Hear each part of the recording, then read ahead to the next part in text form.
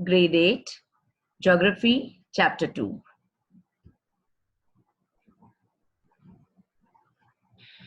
Good morning, children. Welcome back to the geography class. Today we are going to begin with soil. The thin layer of grainy substance covering the surface of the earth is called soil. It is closely linked to land. Landforms determine the type of soil. Soil is made up of organic matter, minerals, and weathered rock found on the earth. Now here we need to understand what is weathered. Weathering or weathered means the breaking up and decay of exposed rocks by temperature changes, frost, action, plants, animals, and man. This happens through the process of weathering. The right mix of minerals and organic matter makes the soil fertile. Now on the screen, you can see the picture of a soil profile which you will be copying in your notebook. Do you know it takes hundreds of years to make just 1 centimeter of soil? Factors of soil formation. How the soil is being formed. The major factors of soil formation are the nature of the parent rock and climatic factors. Other factors are the topography, role of organic material, and time taken for the composition of soil formation. All these differ from place to place. Now can you see the diagram here? Soil. Now one by one I will explain. Climate, temperature, rainfall, influence rate of weathering, and humus. Time determines thickness of soil profile. Parent rock determines color, texture, chemical properties, mineral content, permeability. Relief, altitude and slope determine accumulation of soil. And the last one is flora, fauna and microorganisms. Affect the rate of humus formation.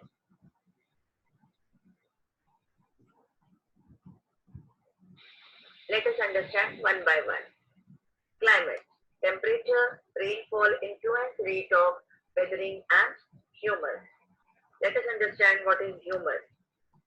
Humus is the organic component of soil formed by the decomposition of leaves and the plant or animal matter.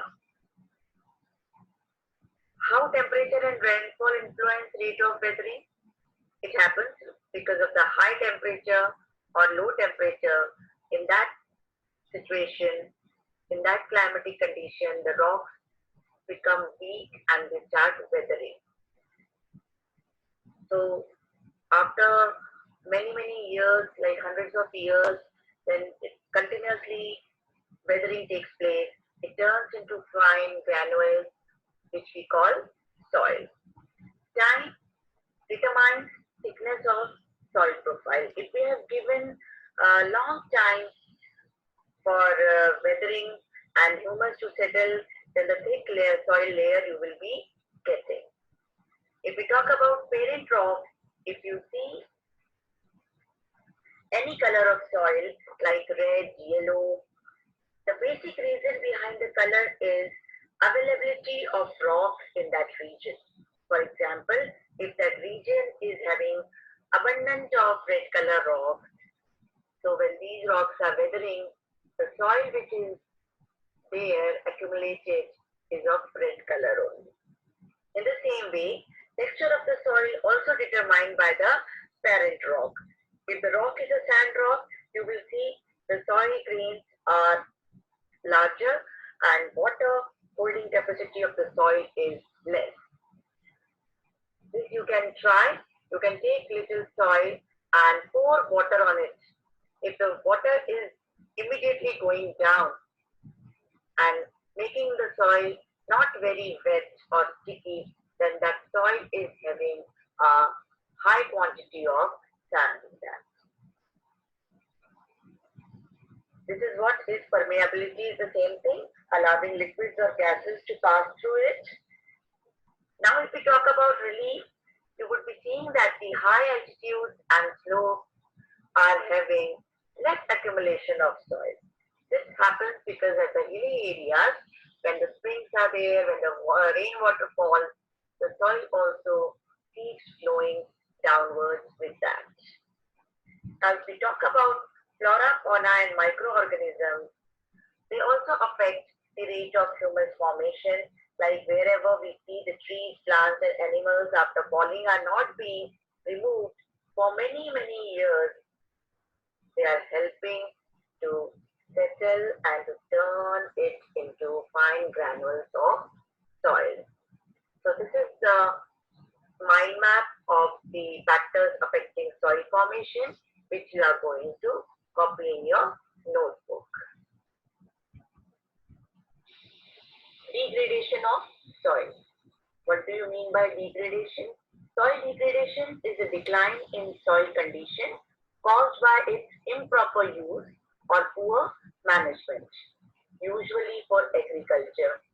Or we can, in simple language, we can say a change in the soil quality is the degradation of soil. Soil erosion and depletion are the major threats to soil as a resource. Both human and natural factors can lead to degradation of soil. Factors which lead to soil degradation are deforestation, overgrazing, overuse of chemical fertilizers or pesticides, rainwash, landslides, and floods. These are the factors which are responsible for soil degradation. We learned soil degradation.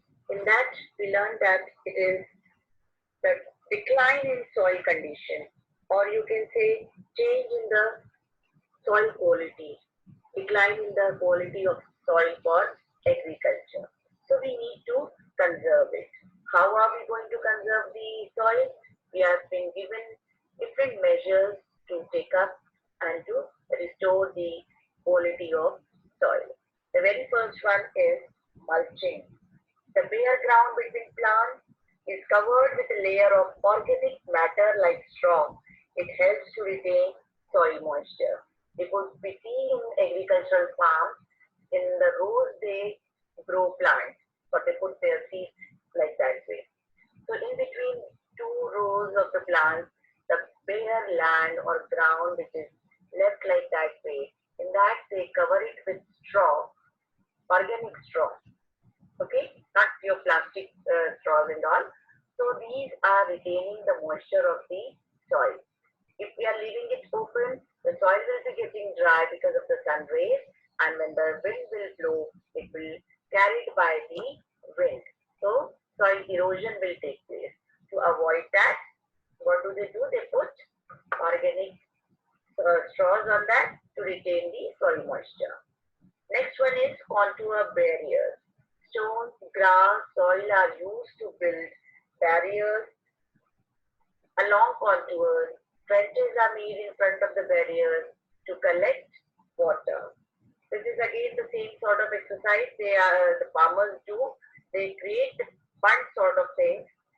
So that is restoring their fertile soil in the farms itself. It is not allowing it to flow with water. Rock dam.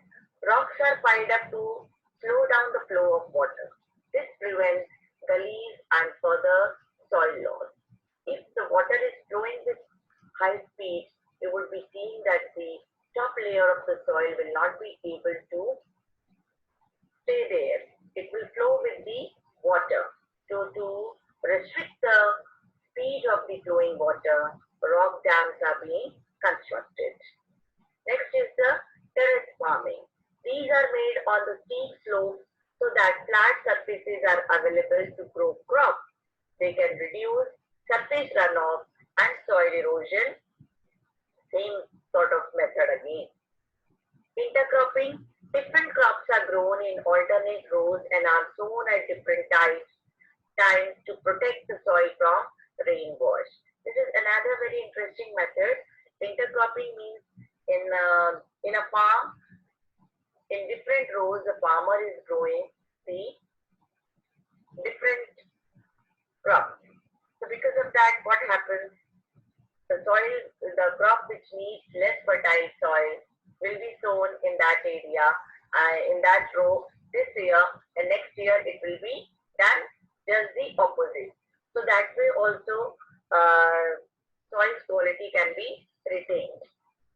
And again, the soil cannot be washed away by the rain water. Contour plowing.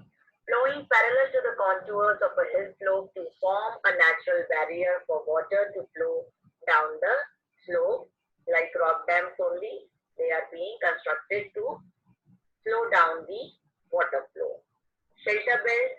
In the coastal and dry regions, rows of trees are planted to check the wind movement to protect soil cover.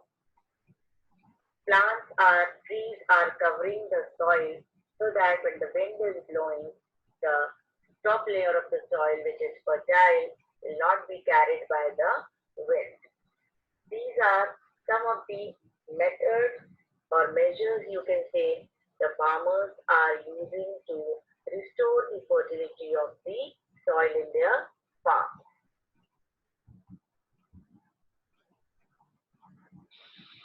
Here, you can see the pictures of the conservation method or measures.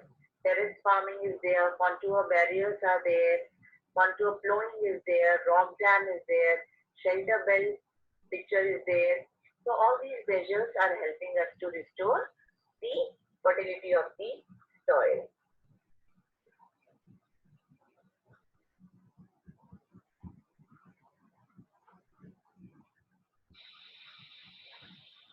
See, one activity has been given to understand it more clearly. Take two trays A and B of same size, make 6 holes in the end of these trays and then fill them with the same amount of soil. Leave the soil in tray A bare while grow grass in tray B.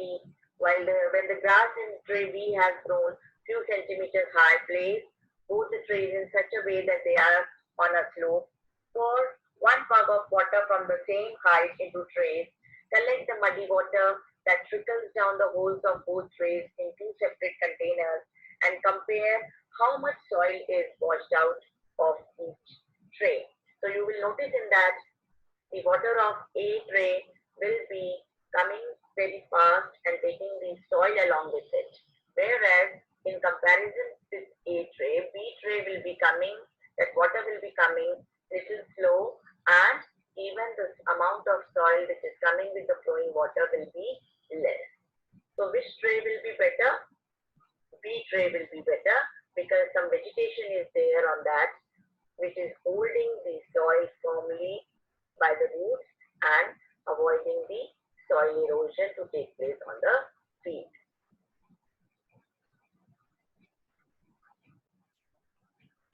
Textbook pages for your reading.